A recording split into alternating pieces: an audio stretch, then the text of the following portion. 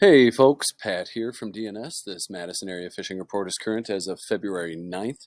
Well, we've got a whole bunch of stuff to talk about here today, so hopefully we can get through it pretty quick. But that being said, I do want to stress that this report is for current conditions as of today's date. Many factors can cause ice conditions to vary, so please be careful no matter where you fish. For up-to-date ice conditions, please feel free to call the shop at 608-241-4225, and we'll let you know what we're hearing around town. Or if you run into some sketchy ice yourself, give us a shout so we can pass that info on to other folks, or post in the comments below here. Just a couple quick things. I get press releases from the DNR. Sturgeon spearing season opens up on Saturday here, so if that's your thing, head over to Lake Winnebago and have at it. Yeah, that's kind of a exciting and cool Wisconsin tradition. So everybody knows about PFAS, PFAs, polyfluoro something or another. Anyway, it's bad for you and linked to all kinds of cancers and stuff like that. We have them in the Madison chain, Lake Monona, and downstream of there. But they recently found some in Black Earth Creek, which was concerning to many folks. It turns out that after a little bit more studying, they say that it's not as bad as they thought it was. So that's some good news there. So otherwise, what else we got? Eagle watching days. I'm kind of a bird guy. So in the eagles, obviously super cool birds. They congregate up at the Prairie du Sac Dam and in Sauk City area. They do a eagle days. They got all kinds of events going on up there Saturday, and they do tours, bus tours and stuff like that. Anyway, cool event, cool folks running it. Go check it out. As far as shop news goes, I've made a post about this. I did a podcast interview with CityCast Madison, so they do, a podcast about news and events going on around town. But it's a cool, cool things that they cover. So give them a follow if you like.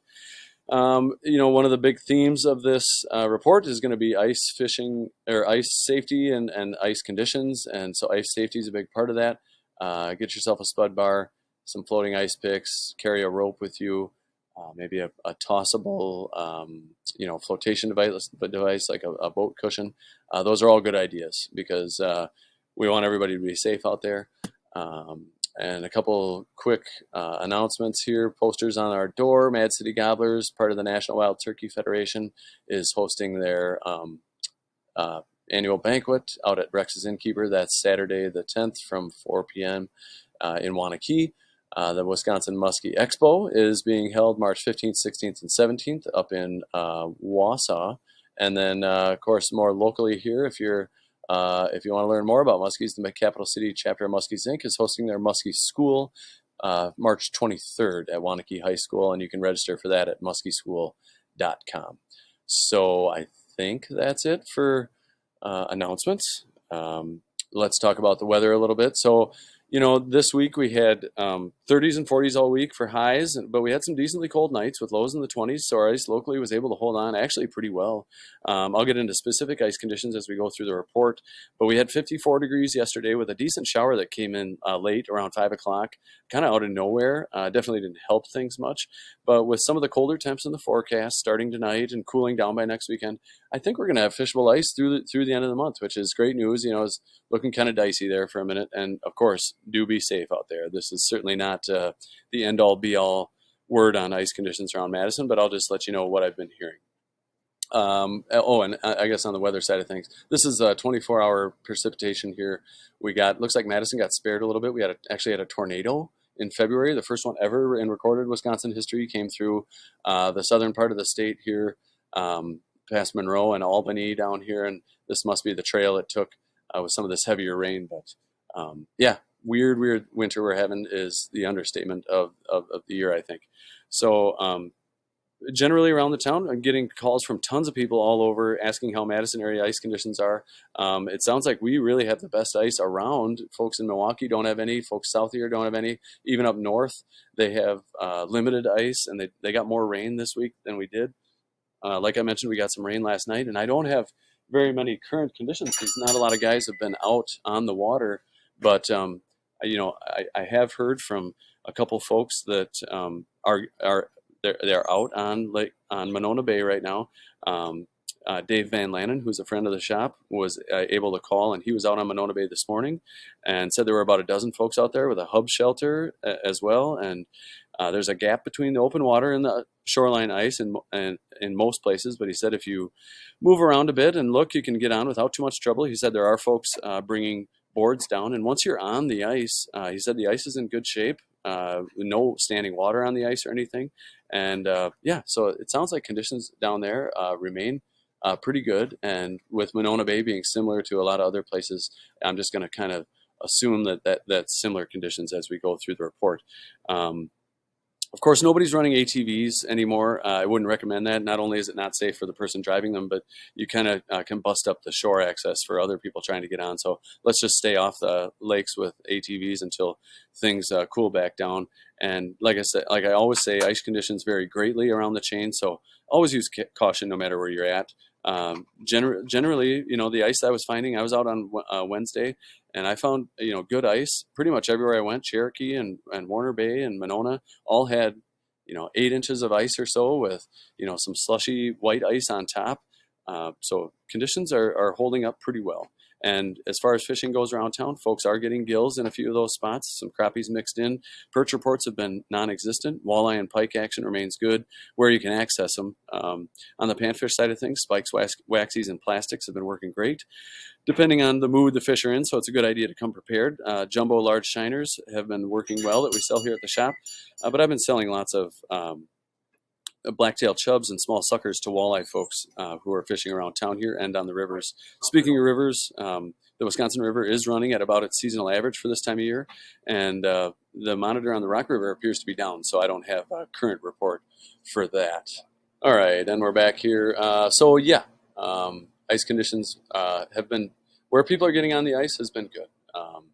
So but that'll be a running theme through this report is if you can get on the ice. So like I said, I was up here on Cherokee on Wednesday. I had good ice. I got on the ice with no problems. Had to step over a little bit of open water, but I didn't need a board or anything to get on. The fishing up there wasn't great for me that day, but Cherokee's hit or miss. It's always worth a look. But spend an hour or two there. If you don't get fish, maybe go find somewhere else because they could be turned off that day. But yeah, some open water around the shorelines, and I'm sure that's not any better today than it was Wednesday, but um, uh, I had at least 10 inches ice with about 8 inches of the clearer ice with white ice on top, and I was able to walk freely pretty much everywhere near the island up here, which isn't on this map, but there is some open water on the far side of the island, and it's starting to creep out into the deeper water here, and I know a lot of folks like to kind of fish out in that deeper stuff out there, but I might avoid those areas, but in close to shore here should be still pretty good. And yeah, good chance for fish there. It's a great late ice spot. Who knows if we're in late ice or mid ice or what ice we're in? I don't know. A couple folks fishing down here to the 113 bridge. I heard got a walleye and a small pike the other day, so that's a thing. And the water is open down there. As far as Mendota goes, there's I guess a lot of folks are asking what's going on with Mendota. It is still ice covered, but has the sketchiest ice on the chain for sure. Nobody's running ATVs out there at all, and the list of fishable ice actually is shorter than the list of bad ice. So at this point, I would basically avoid the entire west end. I guess you can check like Marshall Park, Spring Harbor, and stuff like that, and maybe be able to get out there or maybe close to shore. But there was sketchy ice 2 weeks ago off Mendota County Park, and of course you got the hatch cover, Captain Bill's where it comes in over here. That's bound to be pretty ruined in there.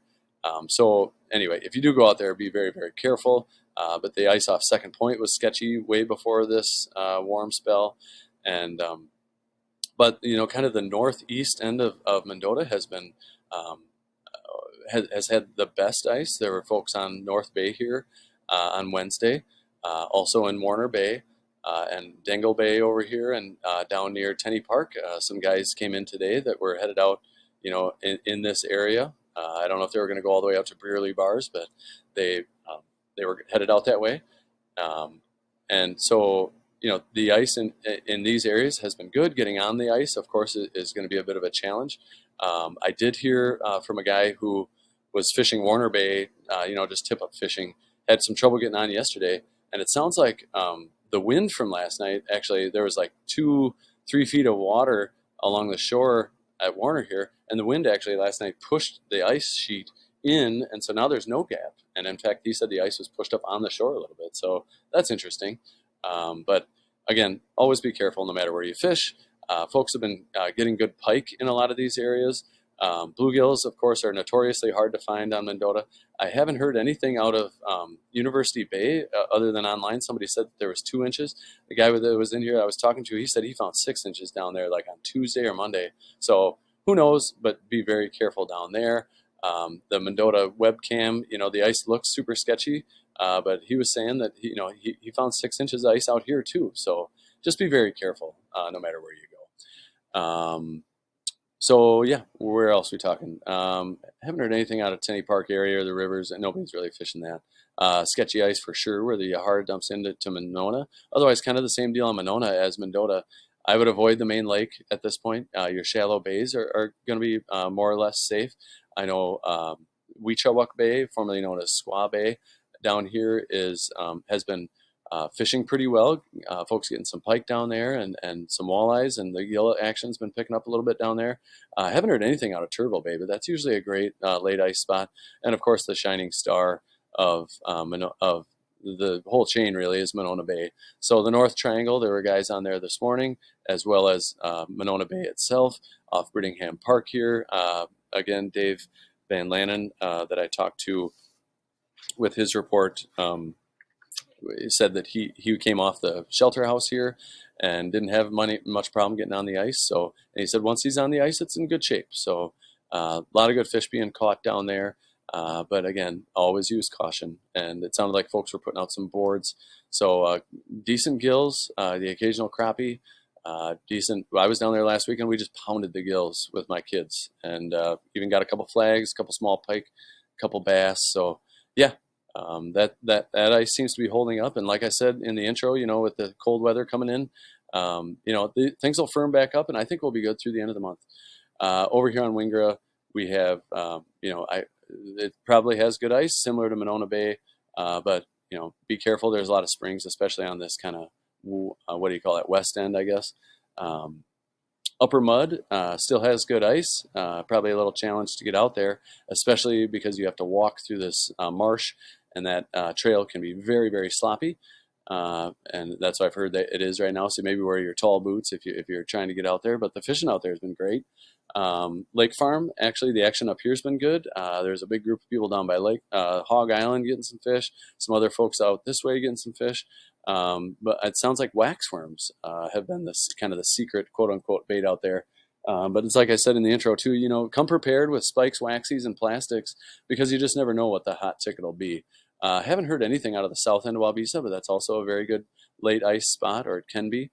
Haven't heard much out of Keeganza. The ice down there is still in good shape. Even on Wabisa, I'm not recommending running ATVs out there, but I heard there was one out there even yesterday. So Keeganza, same thing. The ice is not in great shape. They canceled the Stoughton Conservation Club ice fishery last weekend. And, but I've heard about a few gills down here in the southeast corner, but otherwise I haven't heard much in the way of reports. I guess that kind of does it for the Madison area. Down here on Koshkonong, the bait box on the rock, where's that? Is hosting a fishery this weekend. Great little shop down there in Fort Atkinson. But they have canceled the fishing part of that, the ice fishing part of that, I should say. And now they've moved to open water because they've got enough open water down there. The guys are out in boats. So, gosh, it's a weird winter. There's that. Good fishing up here in the Black Hawk Island area, and I've heard they're launching in this area and headed up to Fort Atkinson.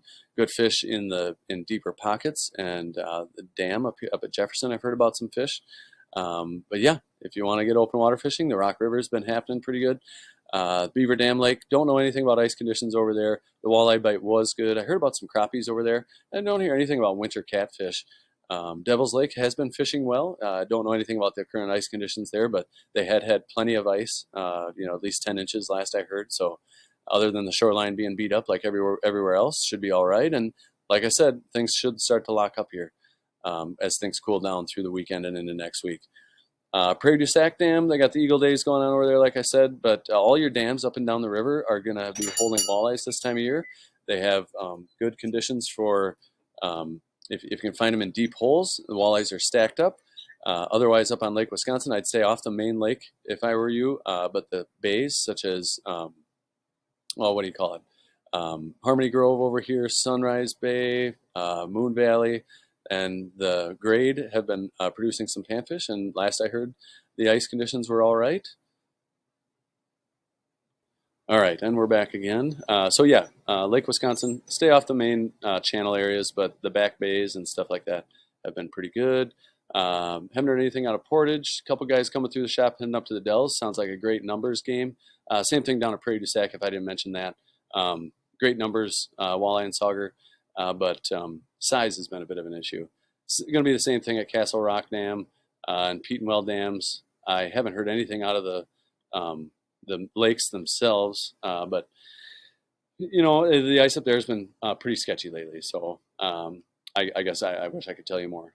Same thing on the Mississippi, up and down the Mississippi backwaters and stuff like that. We're fishing well. The ice started to get soft, of course, this week, and I haven't heard what the conditions are after all the rain we got or how much rain they got over there. But I know folks have been launching boats and doing well at all the dams up and down the river. So if you want to catch a bunch of walleyes and saugers, it's a great time to do it.